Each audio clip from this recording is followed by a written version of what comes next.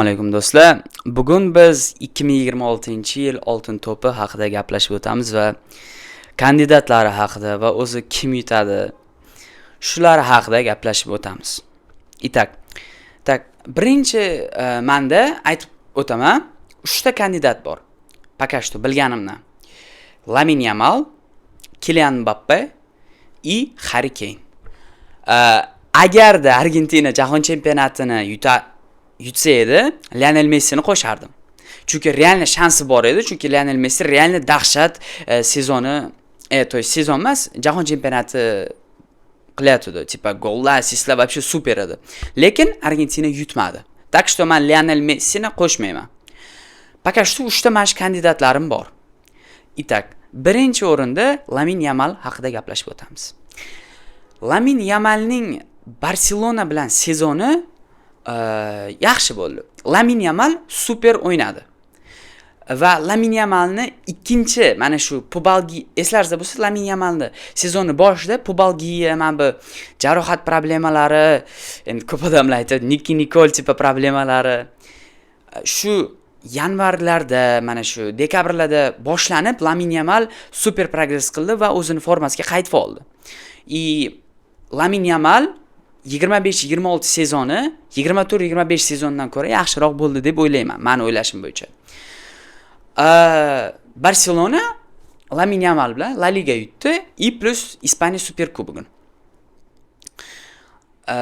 Chempionlar Ligasida Atletico Madrid bilan chiqib ketdi, lekin o'sha imенно Atletico Madrid bilan o'yinlarida Lamine Yamal просто pik formasiga chiqib ketdi. O'zi tipa 3 ta 4 ta odamlarni aldab, tipa o'zi tortdi Barselonani. Salgina qolganda comeback qilardi, lekin comeback qilmadi. Ispaniya bilan jahon chempionati yutdi, lekin Lamine Yamalning o'zi aytaylik, mana bunaqa jahon chempionati bo'ldi Lamine Yamalda. Ispaniya terma jamoasi yutdi, lekin Ispaniya terma jamoasida eng zo'r o'yinchisi bu Rodri bo'ldi. Porro yaxshiroq o'ynadi, Oyarzabal, Ferran Torres. Lekin Lamine Yamal o'sha tipa anunda bo'ldi. Nima deydi? Ular bilan ham yutdi, lekin Cucurella yaxshi o'ynadi. Lekin markaziy o'yinchilardan bo'lmadi, meni o'ylashim bo'yicha Ispaniyada. Lekin Lamine Yamalning mana shu Ispaniya terma jamoasi bilan yutishi, jahon chempionati plus La Ligada X faktori bo'lib berdi. Prям markaziy o'yinchisi bo'ldi Barselonaning bu sezon. Birinchi o'ringa menga qo'yadi Lamine Yamal. Oltin to'p kotirovkalarida. Endi bu meni o'ylashim bo'yicha. Ikkinchi o'rinda davay gaplashib o'tamiz Kylian Mbappe haqida. Kylian Mbappening sezoni dahshat bo'ldi. Real Madrid klubi dahshat sezoni bo'lmadi, lekin imенно Kylian Mbappening sezoni dahshat bo'ldi va jahon chempionati ham dahshat bo'ldi. Lekin Kylian Mbappening glavniy problemasi nimadaki? Kylian Mbappe masalan Fransiya bilan oltin butsani yutdi. Eng ko'p gol urdi va realni dahshat o'ynadi. Fransiyaning eng markaziy o'yinchisi bo'ldi. Alisi ikkinchi o'rinda. Men o'ylashim bo'yicha. Endi Kylian Mbappe Real Madrid bilan hech nima yutmadi-da, problemasi shunda. Kylian Mbappe, может, mana Xabi Alonso qolardi, Kylian Mbappe nimadir tipa. Aytaylik, agarda Kylian Mbappe хотя бы aytaylik Ispaniya kubogi yutsa edi, yoki хотя бы La Ligani yutsa edi, men imенно Kylian Mbappeni birinchi o'ringa qo'yardim. Chunki prям super sezon. Dahshat sezon qildi-da. Lekin afsuski hech nima yutmadi. Faqatgina oltin butsa yutdi va La Liganing o'sha Pichichi trofeyini yutdi. To есть La Liganing eng ko'p gol urgan futbolisti bo'lib chiqdi. Endi bu yaxshimi yo'qmi? Hammani o'ziga. Prosta oltin to'p mana jahon chempionati bo'ladi-ku. Jahon chempionati vaqti oltin to'p imенно jahon chempionatidagi performansdan ko'p aniqlanadi.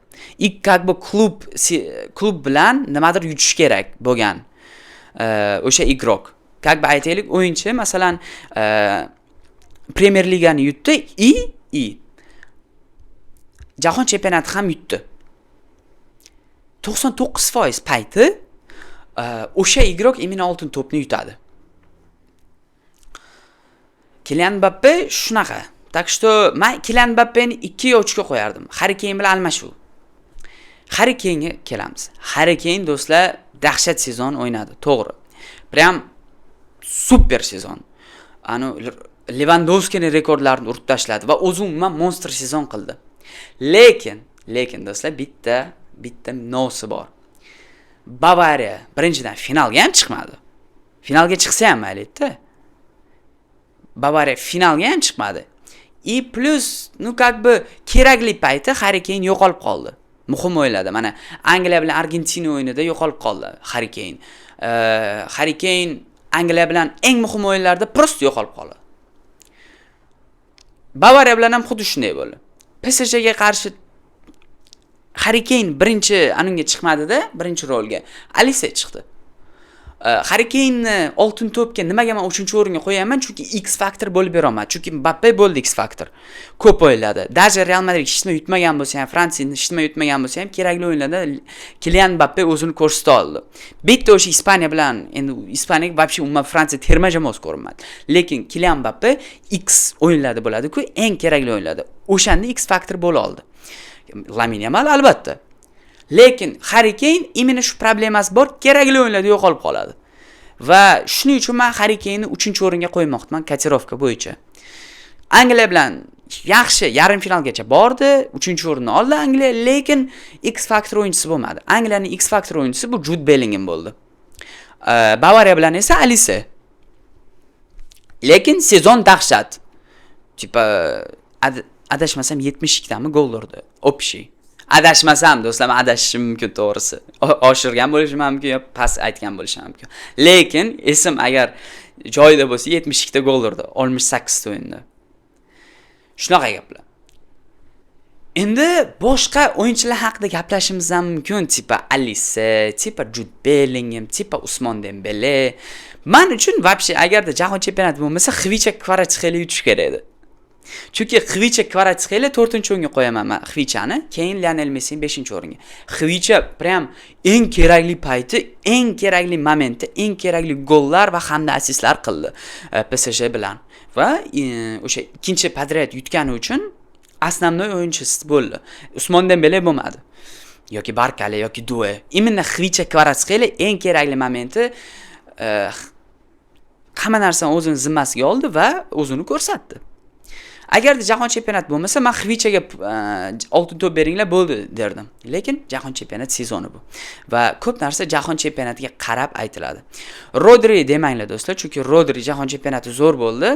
Lionel Messidan keyin eng zo'r futbolist bo'ldi jahon chempionatining. Lekin Rodri Manchester City bilan ko'p jarohat oldi va oltin to'pni skariy yutmaydi. Endi bu meni o'ylashlarim bo'yicha do'stlar.